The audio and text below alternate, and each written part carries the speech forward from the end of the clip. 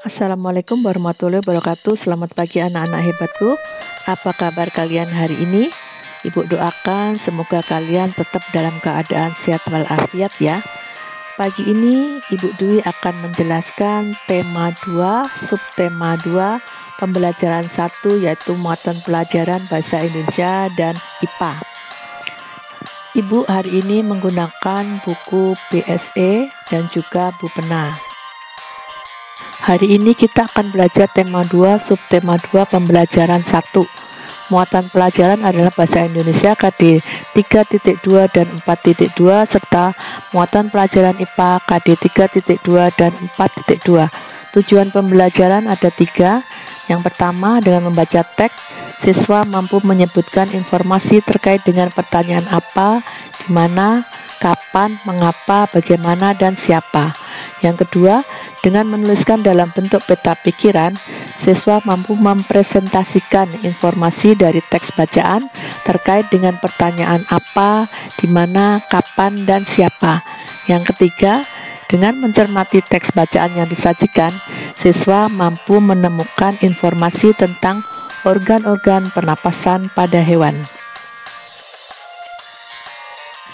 Baiklah anak-anak, jika kalian sudah siap, silahkan kalian amati buku tema 2 di halaman 1, yaitu tentang cara tubuh mengolah udara bersih. Setelah kalian mengamati, maka jawablah pertanyaan berikut di buku tulis kalian. Pertanyaan 1. Makhluk hidup apa sajakah yang kamu lihat pada gambar tersebut? Apakah ada burung? Pertanyaan kedua, apa perbedaan semua makhluk hidup pada gambar itu? Pertanyaan ketiga, apa pula persamaannya? Pertanyaan keempat, apakah semua makhluk hidup itu membutuhkan oksigen? Pertanyaan kelima, bagaimana proses pengambilan oksigen oleh makhluk hidup? Pertanyaan keenam, apa yang harus kita lakukan supaya ketersediaan oksigen terjaga? Pertanyaan ketujuh, bagaimana tanggung jawab kita terhadap lingkungan sekitar? Nah, itu tadi 7 pertanyaan yang harus kalian jawab di buku tulis setelah kalian mengamati buku tema 2 halaman 1.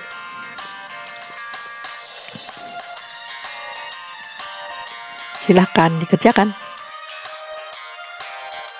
Nah, sekarang Ibu Dwi akan menjelaskan muatan pelajaran bahasa Indonesia KD 3.2 dan 4.2, yaitu tentang mencari informasi penting dari teks.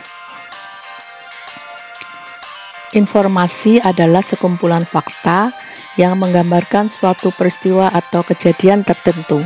Informasi membuat seseorang mengetahui atau memahami suatu hal. Salah satu caranya adalah dengan membaca teks dengan cermat. Setelah membaca informasi, dapat diperoleh jawaban dari pertanyaan yang menggunakan kata tanya apa, siapa, di mana, kapan, mengapa, dan bagaimana. Selain itu, kita juga bisa membuat pertanyaan dengan sebuah peta pikiran atau mind map. Dengan peta pikiran, kita dapat menyajikan informasi yang kita peroleh dari teks dalam bentuk diagram. Sekarang, silakan kalian baca cerita tentang Dayu dan ikan hias, kemudian tulis jawaban pada peta pikiran yang sudah Ibu sediakan di bawah ini.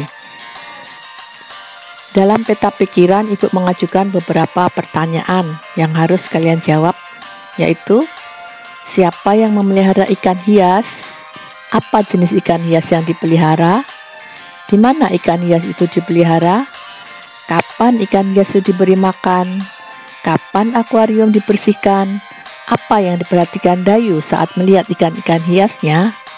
Nah, itu adalah beberapa peta pikiran yang harus kalian jawab setelah kalian membaca cerita tentang Dayu dan ikan hias. Silahkan dikerjakan. Setelah tadi Ibu jelaskan tentang muatan pelajaran bahasa Indonesia, sekarang Ibu jelaskan tentang muatan pelajaran IPA, yaitu tentang sistem pernapasan pada hewan. Yang akan Ibu jelaskan, yang pertama adalah tentang cacing atau vermes ya. Nah, sekarang langsung saja Ibu jelaskan. Cacing bernafas menggunakan permukaan kulitnya yang basah dan berlendir. Kulit yang selalu basah berguna untuk membantu pertukaran gas karbon dioksida dan oksigen. Oleh karena itu, cacing menyukai tempat yang basah dan lembab untuk menjaga kulit tubuhnya selalu basah. Oleh karena itu, anak-anak jangan pindahkan habitat cacing ke tempat yang kering atau yang panas, maka dia akan mati ya. Yang kedua adalah sistem pernapasan pada hewan serangga atau insekta ya. Jadi serangga bernapas menggunakan trakea atau saluran halus yang bercabang dan terdapat di seluruh tubuh serangga. Oksigen masuk melalui lubang stigma dan diedarkan melalui trakea ke seluruh tubuh. Contoh serangga yang ada di sekitar kita banyak sekali ya. Sistem pernapasan pada hewan yang ketiga adalah burung atau aves ya. Jadi burung bernafas dengan menggunakan paru-paru.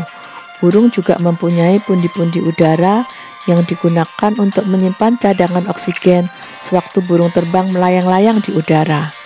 Burung menghirup udara sebanyak mungkin sewaktu tidak terbang dan menyimpannya dalam pundi-pundi udara. Jadi contoh burung yang ada di sekitar kita banyak sekali ya. Silakan anak-anak nanti mencari sendiri. Sistem pernapasan pada hewan berikutnya adalah reptilia. Jadi reptilia bernapas menggunakan paru-paru. Oksigen masuk melalui lubang hidung ke tenggorokan lalu ke paru-paru. Karbon dioksida juga dibuang melalui jalur yang sama. Beberapa reptilia juga dapat berenang, misalnya penyu, kura-kura, dan buaya. Berikutnya sistem pernapasan pada hewan katak atau amfibi ya. Jadi amfibi adalah hewan yang dapat hidup di dua alam, yaitu di darat dan air. Saat di darat, amfibi menggunakan paru-paru dan kulitnya untuk bernafas. Ketika di air, amfibi menggunakan insang. Kulit amfibi selalu lembab dan basah, yang berguna untuk membantu pertukaran oksigen dan karbon dioksida. Contoh hewan amfibi adalah katak dan salamander. Berikutnya adalah sistem pernapasan pada ikan atau Pisces. Jadi ikan bernafas menggunakan insang yang terdapat di sisi kanan dan kiri kepala ikan. Insang berbentuk lembaran-lembaran tipis ya. Jadi oksigen masuk melalui mulut ikan, lalu mulut ikan menutup dan air mengalir ke bagian insang yang terbuka dan terjadilah pertukaran oksigen dengan karbon dioksida. Contoh berikutnya adalah sistem pernapasan pada hewan mamalia.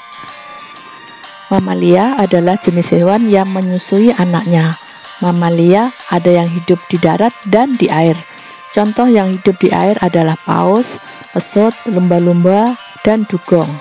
Mamalia yang hidup di air bernapas dengan cara muncul ke permukaan air secara berkala untuk mengambil oksigen dan mengeluarkan karbon dioksida dan uap air. Mamalia yang hidup di darat bernapas menggunakan paru-paru.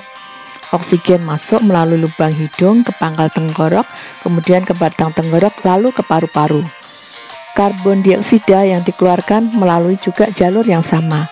Contoh mamalia yang ada di darat seperti pada gambar, silahkan kalian sebutkan ya.